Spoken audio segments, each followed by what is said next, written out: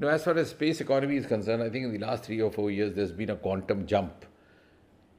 And I have the confidence to say that in the years to come, space economy would be an important component of India's overall economic growth.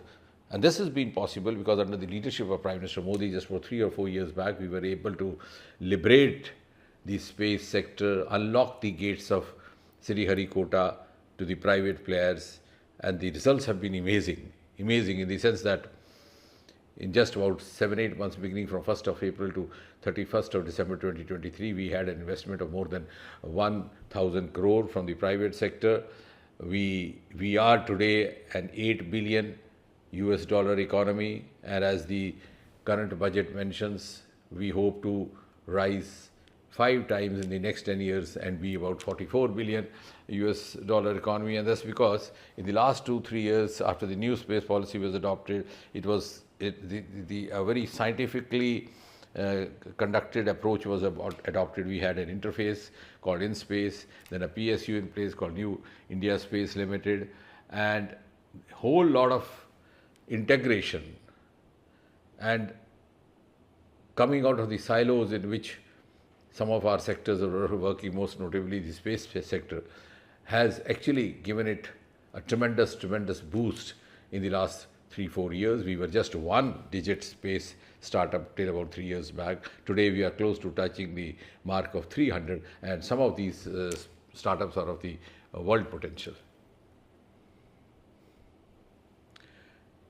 Yes, as far as the National Space Day is concerned, you would recall that this is also the day when the Indian mission Chandrayaan-3 landed on the southern pole of Moon, the first ever to have done so.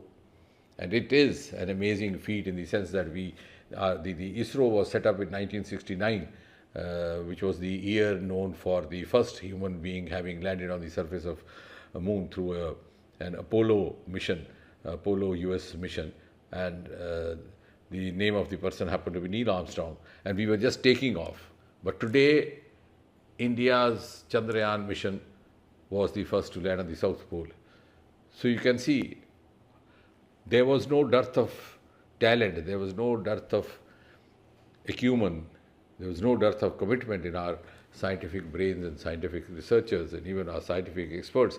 But what was lacking was the kind of enabling atmosphere or the kind of enabling environment or the kind of enabling ecosystem which is provided by the political leadership of the country, which is provided by the policymakers of the country. And that deficiency was overcome after Prime Minister Modi came in. He liberated the space sector out of all these shackles, and the result today is that we have Chandrayaan. And again, to commemorate the successful landing of Chandrayaan, it was none less than Prime Minister Modi himself who declared that this day would be observed as National Space Day. And I think this is going to be a source of inspiration, not only symbolically but even otherwise for youngsters, because we had a huge lot of brain drain happening as far as our space scholars were concerned because of the lack of employment avenues back home. But now, with the new avenues having taken up, some of our startups have set up rocket developing factory units. The other startup has set up a private launching pad in the premises of ISRO. So I think this day would also, year after year, keep inspiring our young space scientists and also our young space aspirants to move on. And also when we enter into a year which is going to be marked by the launching of Gaganyaan next year, and one of our astronauts, Group Captain Shukla, has already been identified to accompany the expedition to the International Space Station.